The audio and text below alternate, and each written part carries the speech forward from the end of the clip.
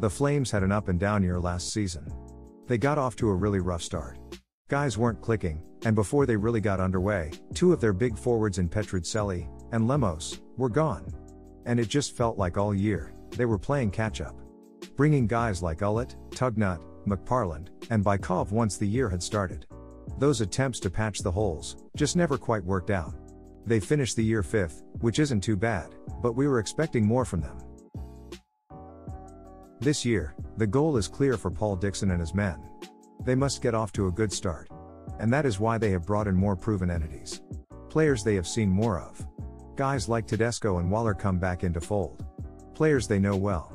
But also, bringing in guys that they have seen within the league. Travis Brown, Jake Kugler, Brett Welichka, and Sean Norris. They want a more secure roster, to get off to the hot start they desperately need this year. So have they done that? Have they done enough to return to top contention? Let's look through the roster, and make some predictions. Eamon McAdam is the clear-cut start. He has had 2 years with the Flames, and now goes into his third stretch. In his time with the Flames, he has posted a 2.77 goals against average, and a 91.14 save percentage. Last year, he was better with a 91.88 save percentage, putting him 6th in the league for guys with over 20 games played. In my honest opinion, I felt they could have done with a slight upgrade in net. In his time with the Flames, I wouldn't say he was a top 5 goalie in the league. Don't get me wrong, McAdam is a good goalie, but if they want to truly contend for some silverware, I think he has to find another gear this year, to really shut games down. Jake Kupski will come in as the backup. He has put up some encouraging numbers in the East Coast League over his career. A 91.4 save percentage, over 65 games. With just a 2.42 goals against average. Last year he started 44 games with Zvolin in Slovakia. The numbers weren't great, but he showed that he can play a lot of games when called upon. Paul Dixon spoke on his size at 6'3", and his athleticism, which will give them a really solid option to call on. Adam Long returns as the number 3. And as with a lot of teams, will likely dress as the backup every night, simply to make the GB/import numbers work out. He is a guy we just have not seen much from, and as with most guys in his position, I hope he gets some game time. So, the goaltending to me looks decent, but not fantastic. In my opinion, Sheffield, Belfast, Cardiff, Manchester, and Nottingham, all have better goaltending duos. And even Glasgow and Fife in my opinion have better starters, in Owen and Bow. It could be a slight weakness for them, but the advantage they have, is they always play great defensive systems. Speaking of defense, let's look at their blue line. Charlie Dodero is going to be an excellent player in this league. And he should be their top power play option. Last season he put up 20 points, in 25 games, in the EIHL. Just for perspective, Gleason Fournier only put up 17 points, in 46 games in that league. Dodero is a real talent. But when he signed, Dixon focused on his defensive attributes, saying, he plays a very tough, physical brand of hockey, and he competes every second he is on the ice. When players say someone is hard to play against, Charlie is the kind of player they are speaking about. A glowing endorsement of a really complete defender. I view him as Lalonde replacement. For me, he is paired with Travis Brown on the top unit. With Murphy being released, they were in a really tight spot to make an addition. But I think they have done pretty well, with a guy like Brown who can play in lots of situations. At 6'2", 196 pounds, he was good for some huge hits last year, and plays with an edge. He put up 21 points, in 63 games last season, but I think there is more there from him. I expect him to play a really big role this season. Kyle Locke is a fan favorite, and possibly one of the most physical defenders in the league. He plays with an edge, and is a real shutdown guy. They signed him to a 2-year deal, which if fulfilled, will take him to 5 years with the Flames. Dixon emphasized his leadership qualities, and I think that's a big part of his game. He won't wow you on the score sheet, but he is a really steadying presence on that blue line. He has played alongside Mike Krikoc now for years. And they are a real duo that can play in all situations. He has great skating ability, and a good hockey IQ. He is excellent at retrievals, and getting the puck moving north. This pair back together, is a good move for them. Stephen Callisty is another new face to the blue line. I have him on the third pair to open the season. It will be his first year pro, but he has had some really strong years in the U Sports League. He is a really good skater, you can see that when you watch video on him. Given the opportunity, he should be able to use that ability to break out with the puck, and could maybe get some power play time. Maybe as your second or third option. He can jump up in the play, and might be an under the radar guy to have a big year. Marcus Tysink rounds out the defensive core. He had a solid first year with the Flames. More of a defensive presence, but he fits the mold Dixon loves. A blue line of guys that can move. He saved a couple games, deflecting pucks of the goal line. It's a good move to bring him back, but they are going to need him to take another step in his development with them this year, especially paired with a rookie. So that's the defensive core. It's a solid group. I love the signing of Dodero. I think he is going to be a huge addition. They did well to secure Brown at such short notice. Tysink, Krokok and Locke and all solid returnees, and Kalasidi is an intriguing project. Overall it's a solid group, but not a group that I think is better than last season. But let's take a look at the forwards. Daniel Tedesco was their big summer signing.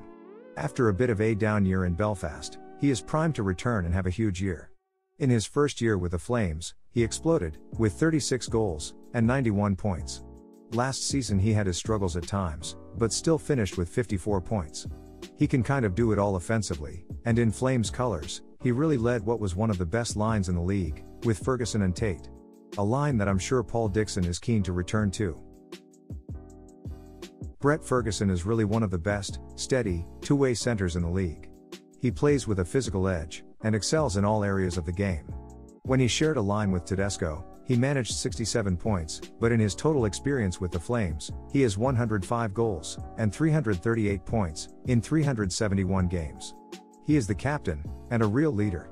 I have often thought that he would best as a second-line center, but alongside Tedesco, he will thrive on the top line. Ryan Tate rounds out the top line. He is one of the fastest guys in the league, and a real elite skater. The amount of teams he can kill on the rush is crazy. Just get him the puck, and watch him skate around defenders, and drive the net. In his time with the Flames, he is above a point per game. But when this line was together, he was good for 75 points in 68 games. This should be one of the best lines in the league this season. They have assembled an excellent second line as well, starting with Daniel Kataneksai on left wing. He is a guy that plays center or wing, so that gives them some flexibility within the top six. If they want to move Alvaro to the wing, and Kataneksai to the middle, they can do that. Daniel is a really skilled forward, with explosive offensive upside. Don't be surprised if he can manage around a point per game as well. He has played 307 American League games, which is really impressive, whilst posting a 0.37 points per game average, including some NHL call-ups. For perspective, Sam Hare totaled an average of 0.21 points per game over around 200 games. It's a tough league, and Kataneksai could be a huge part of this offense. I talked about Dixon aiming for guys he has seen, more reliable, sure bets. Jake Kugler is one of those guys. He had 77 points, across 83 games for the Devils. And he is a natural goal scorer. He has an excellent shot, and they will be hoping their guys can feed him the puck. I like this move for them, and he should be a lock for 20 goals, and around 50 points. He struggled a bit in Germany last year, but if he can net some goals early on to build that confidence, then it will be a great move. Brett Welichka completes the top six. He is another guy Dixon has had the chance to see up close. He was the Panthers' best player in 2022, putting up 25 goals, and 39 points, in 45 games. Since then he has played parts of 2 years in the Del 2, where he has been around a point per game. He's fast, and plays an exciting brand of hockey. He also has a knack for the net, with an elite shot. I could also see him playing really well with Alvaro, if they opt to spread the talent out, and move Hook up and Welichka down maybe. Joshua Waller returns to the Flames. It's a good move for him to return. At age 25, we know what kind of player he is. The perfect depth scoring option. He has a great shot, and finds offense of the rush.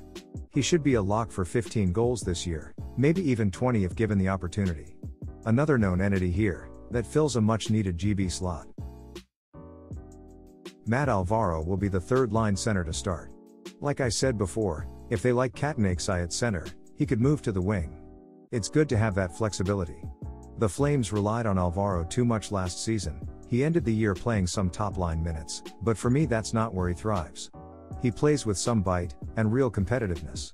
I saw him play in person many times last year, and honestly he does not stop chirping guys to take a breath. To me he is perfect on the third line. He put up 14 goals, and 45 points last year. Lewis Hook rounds out the top 9.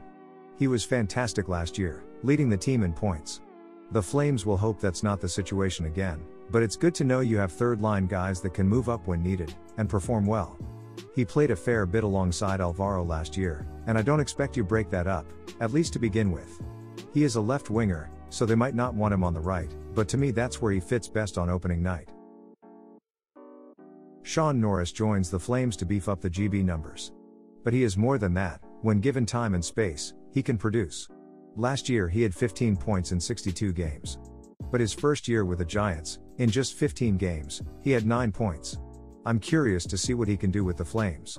Either way, he is a great depth option.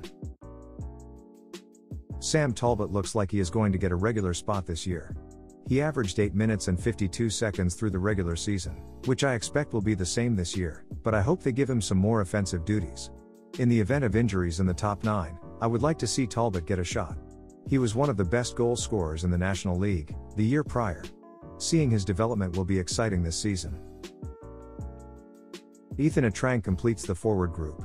And he is a guy that actually put up really solid numbers in the U Sports League. 27 points in 28 games last season. For context, the year prior, Troy Lajeunesse put up 28 points. Not saying they are the same player, but it just illustrates Strang has some good offensive ability. Interesting to see how Dixon deploys him. So that's the team. I like a lot of what Paul Dixon has done in the off-season, but I do also have some concerns. The goaltending in my opinion is not a strength. I think it will be serviceable, but when you look around the league, I do think it could be behind. I love the blue line, but I wonder if they have quite replaced their offensive output. If Dodero is a Lalonde-type player, is Travis Brown really replacing O'Connor? I'm not so sure. Either way, it should be very solid defensively. The forward group for me is where they excel. If that top line can return to its previous form, it will be dangerous.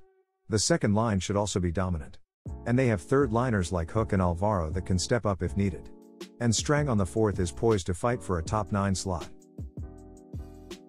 Overall I think they will be in a fight with Nottingham for 4th place. I like their group, I just feel there are too many concerns to grant them a top 3 spot in my opinion. But what's your opinion? How does this team look to you? Let us know in the comments below. As always, thanks for watching. Take care.